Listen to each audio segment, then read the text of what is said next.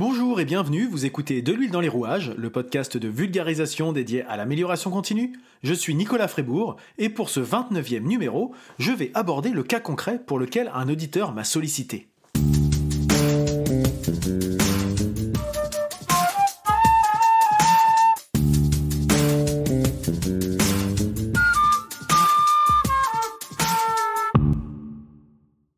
Alors à la fin de chaque épisode, je vous propose de me poser des questions, de m'interpeller sur des cas de votre quotidien sur lesquels vous avez ou des problèmes ou au contraire des bonnes pratiques.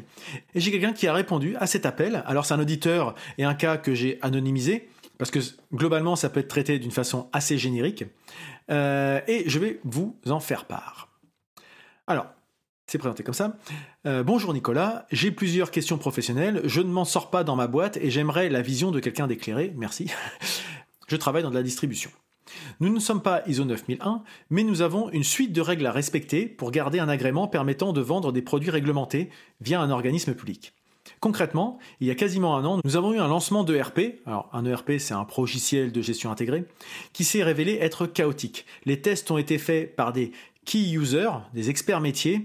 Je peine à avoir l'implication de la direction dans la validation des process et des procédures, que ce soit pour prendre des décisions, pour l'implication du management, pour la réalisation des formations.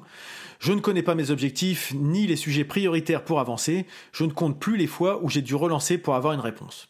Je ne sais pas quoi faire pour concrètement faire passer le message. Alors voilà l'exposé du problème. Alors effectivement, c'est un cas qui n'est pas simple, mais malheureusement assez répandu. Et a priori, représentatif d'un fonctionnement en silo. Un tel s'occupe de ça, une telle de ça, truc muche de ça, mais finalement, il n'y a pas d'homogénéité et de cohérence globale. Bon, clairement, pour commencer, je dirais que la certification ISO 9001 n'est pas une finalité en soi pour moi. Ça vient marquer par un certificat extérieur, ça donne du poids à une démarche, mais l'important reste la démarche plus que le certificat en tant que tel. Je préfère une entreprise qui n'est pas certifiée mais qui met en œuvre l'amélioration continue plutôt qu'une entreprise qui garde le certificat mais qui, on va dire, fait les choses de façon superficielle sans en être convaincu. Mais en tout cas, là, tel que c'est décrit, ISO ou pas, la démarche semble peu prise en compte par la direction comme moyen de pilotage. Le sujet étant d'ailleurs plus un sujet de management que de qualité, d'après ce que je comprends. Alors, je ne connais pas forcément le contexte de cette entreprise et les relations internes, mais la manière dont j'ai toujours procédé pour ce type de problématique, parce que derrière, le management, l'implication du personnel, ça va au-delà des démarches qualité, mais ça s'applique également aux démarches qualité, c'est d'utiliser une démarche de type DESC, D-E-S-C. Encore un acronyme, vous allez me dire, mais il parle que en acronyme, ce Nicolas. Alors, DESC, donc c'est pour définir un mode de fonctionnement qui est, dans un premier temps, de décrire les faits de manière factuelle, par l'observation, d'exprimer des besoins et des émotions liées à cette situation, de spécifier les solutions, la demande qu'on émet, et quelles sont les conséquences positives de ces solutions. Alors concrètement, ça peut donner quelque chose de ce type. Alors, le type que je vais vous donner, c'est un cas générique, mais c'est l'idée. Comment formuler ce type de problématique ? Alors, pour mener à bien les missions que vous me confiez, il me manque tel et tel élément. Et là, on évoque des faits qui sont impossibles à contredire. Et donc, on continue en disant « Aujourd'hui, je me sens un peu inquiet, car je crains de ne pas avoir toutes les informations me permettant de réaliser convenablement ces missions dans l'intérêt de l'entreprise. » Donc là, on fait part un petit peu de sentiments, d'émotions. Et il est vraiment important pour moi de respecter mes engagements et de contribuer à la qualité de nos productions et à l'amélioration continue de l'entreprise. Là, on exprime un besoin. Alors, pouvez-vous m'indiquer quels sont les sujets prioritaires que je dois prendre en charge dès maintenant et pour les semaines à venir ? Et là, c'est la demande qu'on formule. Ceci afin de répondre aux besoins de l'entreprise. Conséquences positives de l'action. Et donc, on résume, clairement, pour faire simple, j'ai tel problème, ça c'est factuel, il me manque ça ne fonctionne pas. Ça peut avoir un impact, ça m'inquiète parce que je sens que derrière, ça peut créer de vraies problématiques.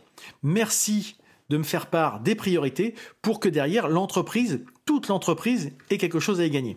Donc cette approche-là est à aller aborder avec votre supérieur hiérarchique ou des personnes ayant un pouvoir d'action, puisque visiblement quand on est face à ce type de problématique, c'est que nous-mêmes, on est arrivé à notre limite de responsabilité et de prise de décision et d'action. Donc en étant proactif, en présentant les risques, en s'appuyant sur des preuves et en présentant cela comme un moyen de gain de performance de l'entreprise, si un dirigeant ou un responsable n'est pas à l'écoute, moi personnellement je me ferai du souci pour la pérennité de l'entreprise. Normalement avec ce type de discours, vous allez au moins avoir une écoute attentive. Peut-être que vous n'aurez pas tout de suite une réponse, mais ça va permettre de faire germer les sujets dans la tête, dans la réflexion de la personne, de l'interlocuteur que vous avez. Et sinon, si rien ne bouge, si personne ne se sent concerné, il reste toujours les 3 questions que je pose en pareil cas. À qui ça sert ? À quoi ça sert ? Et si on ne le faisait pas, à qui ça manquerait ? Parce que ces 3 questions-là, elles permettent de révéler une problématique. C'est-à-dire que vous êtes en train de mettre en place une démarche, vous faites une action, vous faites un sujet, vous remplissez un tableau de bord ou je ne sais quoi, etc. Et puis vous dites, il n'y a jamais rien qui bouge, il ne se passe jamais rien, etc. Posez-vous la question, enfin moi c'est... En tant que consultant extérieur, quand j'ai une interrogation sur ce type de problématique, à qui ça sert ? Et là, quand personne n'est capable de répondre, il y a déjà un premier sujet. À quoi ça sert également ? Si personne ne dit, bah oui, mais ça c'est clair, ça sert à ça, ça permet de suivre ci, ça permet de suivre ça permet de décider telle chose, etc. Là, auquel cas, c'est que ça a bien une utilité. Par contre, la personne en charge de réaliser cet exercice ne sait pas la finalité de l'exercice. Donc, il y a peut-être un problème de communication, un problème de délégation. La délégation, j'ai déjà eu l'occasion de le dire, c'est pas uniquement transférer un mail. C'est d'expliquer aux personnes en quoi l'action est importante, quel est leur rôle dans cette action, est-ce que la personne est bien formée, peut-être que si la personne met en place une action mais que derrière elle n'est peut-être pas formée au management, à la manipulation de l'outil, à je ne sais quoi, c'est un problème encore une fois, comme je le disais dans l'exercice précédent sur l'audit, c'est pas un problème de la personne, c'est un problème du système. Et l'intérêt dans ce type de démarche, c'est de se poser ces questions-là, qu'est-ce que les systèmes peuvent faire pour que ça s'améliore ? Et puis, la dernière question que j'évoquais, c'est si on ne le faisait pas, à qui ça manquerait ? Et si là, il n'y a aucune réponse, ça permet également de mettre en place une réflexion sur la pertinence de cet outil. Et parfois, malheureusement, la réponse est « ah ben on fait ça parce qu'on a toujours fait ça ». Mais en fait, personne s'en sert, personne n'utilise telle chose, et de fait, ça n'a aucun intérêt dans la performance du système de management, et c'est peut-être justement, je l'évoquais dans l'audit aussi la dernière fois, un moyen de simplification. Alors dans le cas qui est là, c'est de se dire, si on met en place ce type de démarche, qu'elle soit de type ISO ou de problématiques d'agrément pour notre marché, à quoi ça sert, à qui ça sert, et si on ne le faisait pas, à qui ça manquerait, les réponses, elles vont vite arriver. Et donc le fait de poser ces questions-là, ça peut faire prendre conscience aux gens que, ah oui, peut-être que ce sujet-là, on l'a mis de côté, mais que c'est primordial, parce que si on perd cet agrément, par exemple, demain, on n'a plus de marché.